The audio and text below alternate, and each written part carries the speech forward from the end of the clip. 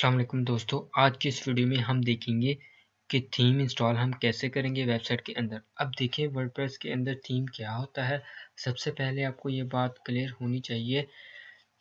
देखिए थीम उसको कहते हैं कि हमने अपनी वेबसाइट का डिज़ाइन कैसे रखना है, उसको वर्डप्रेस की थीम कहते हैं। जैसे कि फ्रंट एंड डेवलपर जो होते हैं वो वर्डप्रेस की थीम बनाते हैं।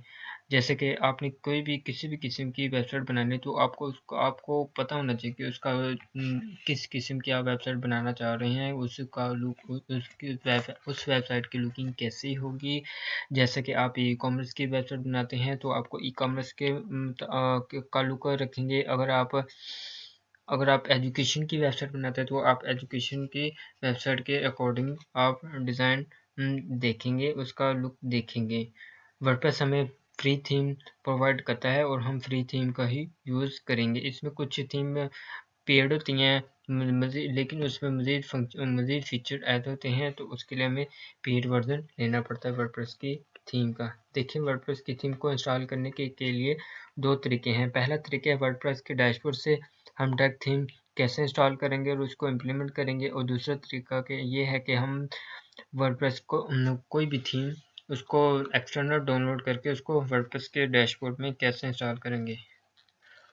तो आइए सबसे पहले हम अपने वर्डप्रेस के डैशबोर्ड में अपीयरेंस में जाके थीम को इंस्टॉल करते हैं। तो सबसे पहले अपने अपीयरेंस में आके थीम के ऑप्शन में आना है।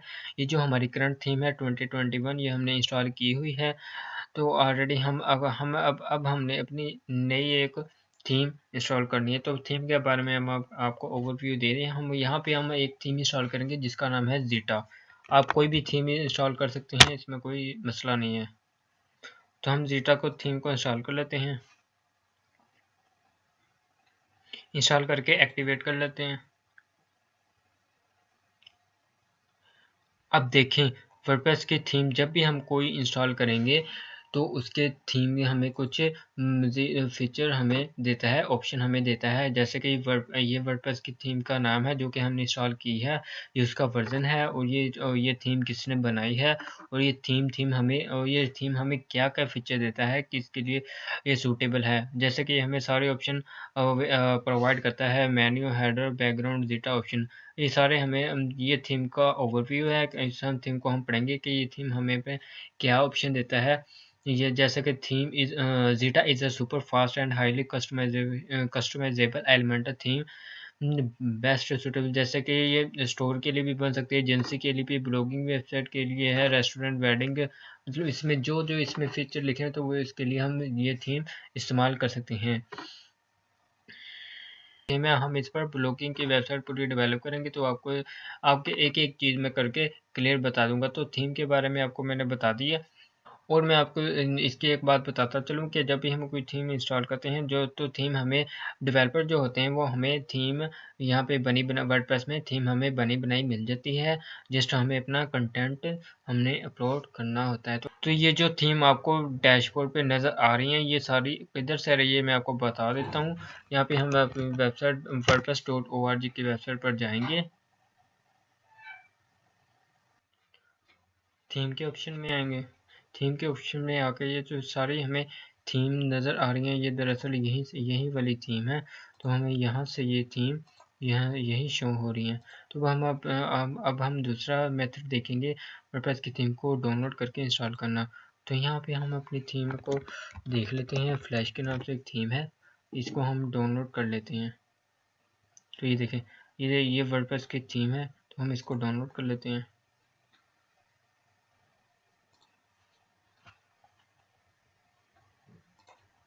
तो ये हमारी थीम डाउनलोड हो गई है। अब हम उस थीम में जाएंगे और इस थीम को ये हमारी थीम ओपन होगी। इसको हम कॉपी करके जहाँ पे फोल्डर में जाएंगे, यहाँ पे हम वैम्प 64 वाले फोल्डर में जाएंगे। जैसे कि मैंने आपको पहले बताया हुआ है। यहाँ पे आप www के फोल्डर में आके WP कंटेंट में आएंगे। ये हमारी वेबसाइट है जहाँ पे हम गए थे। यहाँ पे WP कंटेंट में आएंगे, यहाँ पे आगे थीम ही हमने इंस्टॉल करनी है। तो हम थीम में के फोल्डर में आके हम इसको पेस्ट कर देंगे। तो आइए, तो सबसे पहले आप ये देखें हमने यहाँ पे डैशबोर्ड पे हमने कौन सी थीम इंस्टॉल की हुई है, जीटा थीम। तो ये देखें ये जीटा थीम है ना। तो हमने इस फ़ोल्डर में, ये देखो थीम के फ़ोल्डर में जो हमारी वेबसाइट है उससे WP कंटेंट के अंदर थीम का फ़ोल्डर है। उस थीम में ये ज़ीटा का थीम ऑलरेडी मौजूद है क्योंकि हमने इसको इंस्टॉल और एक्टिवेट किया होगा। तो इसी तरह हम अपनी फ्लैश की वेबसाइट को एक्सट्रैक्ट कर लेते हैं। ये अब एक्सट्रैक्ट हो गया है, तो ये भी थीम हमें उधर वर्डप्रेस के थीम के डैशबोर्ड के थीम में शो होनी चाहिए। तो इसको हम रिफ्रेश करते हैं, तो ये देखें जो हमने एक्सट्रैक्ट करके यहाँ पे थीम की थी तो हमें आ रही है नज़र। हम इसको एक्टिवेट कर लेते हैं। एक्टिवेट कर लेने के बाद अब हम इसको देख लेते हैं ओवरव्यू इसका। तो ये देखें, ये इसका लुकिंग ये वाला आ रहा है, ठीक है।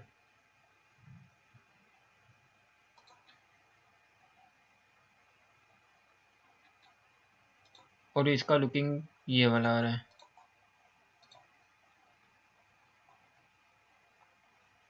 ये मतलब हर थीम का इस अगर हम इसको इंस्टॉल करेंगे तो इसका डिज़ाइन और है, इसका डिज़ाइन और है। तो हम जो भी थीम इंस्टॉल करेंगे उसका लेआउट डिज़ाइन मुख्तलिफ होगा।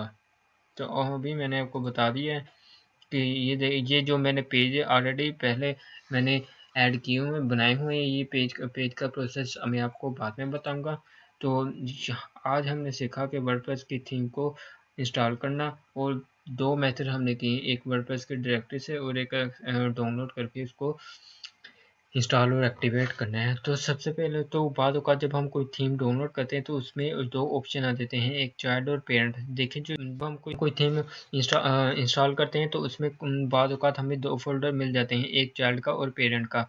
तो हम चाइल्ड का यूज़ करते हैं और पेरेंट से उसे एक्सेस करते हैं। तो अगर हम कोई भी थीम चाइल्ड की थीम में हम कोई कोड लिखते हैं और उसको इम्प्लीमेंट करते हैं तो वह तो उसका कोई असर नहीं होगा क्योंकि वो थीम एक्सेस हो रही है वो उधर से पेरेंट थीम से। हाँ, अगर हम पेरेंट थीम में कुछ एडिटिंग करेंगे तो वो ज़ाहिर बात है ऑटोमेटिकली वो चाइल्ड थीम में हो जाएगी। तो इसका भी प्रोसेस मैं आपको आगे आने वाले वीडियो में बता दूंगा।